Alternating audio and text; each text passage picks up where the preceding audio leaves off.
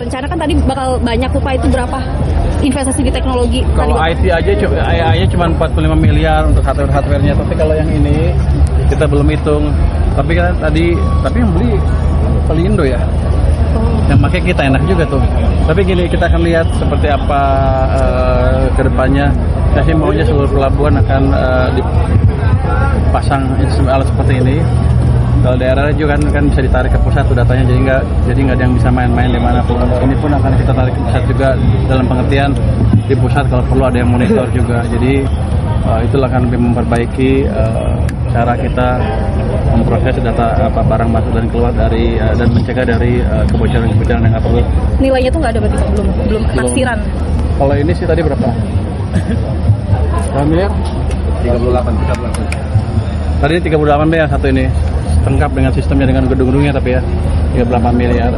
Tapi kalau kata tadi Ketua BRIN, untuk sistem analisanya bisa diturunkan setengah harganya dari harga yang dari luar negeri.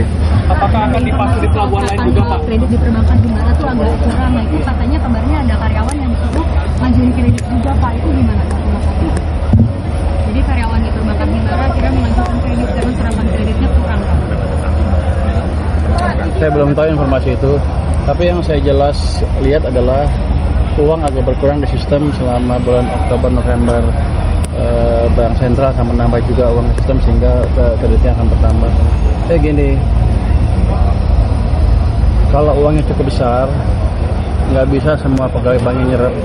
Akhirnya masuk lagi ke sistem perekonomian. Justru kita yang ingin kejar seperti itu, strategi menambah likuiditas di sistem sehingga uangnya terpaksa masuk ke perekonomian, ke masyarakat. Pak, kalau barang yang kita jalankan lagi.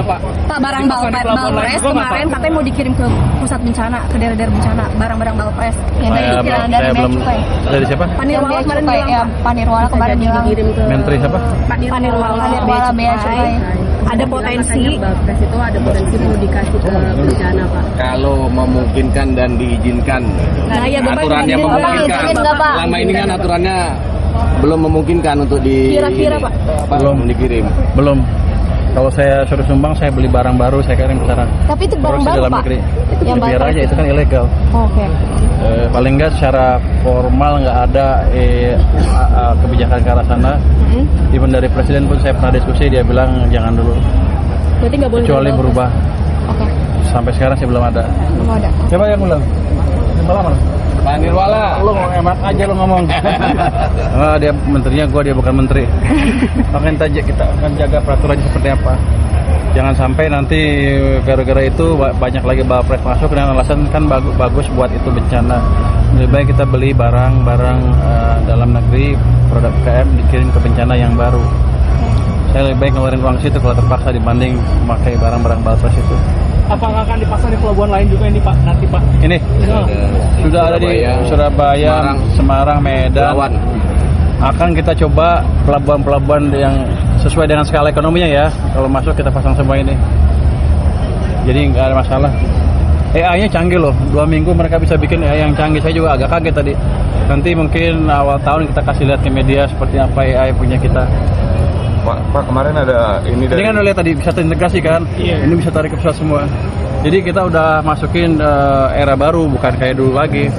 Jadi digitalisasinya udah mulai jalan dengan baik.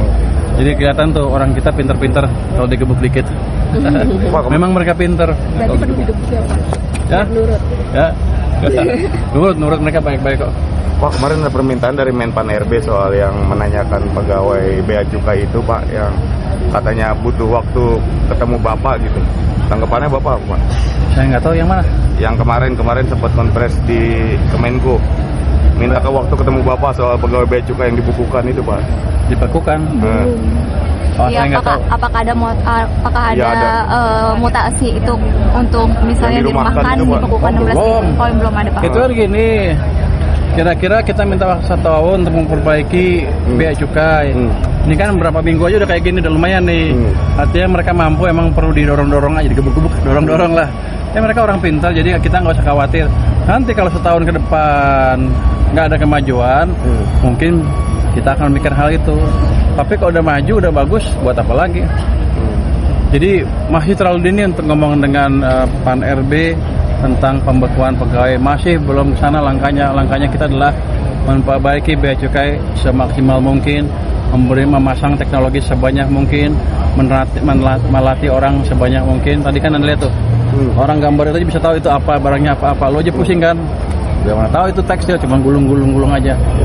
Ada lagi yang baja, mereka bisa deteksi ini. Saya juga heran loh.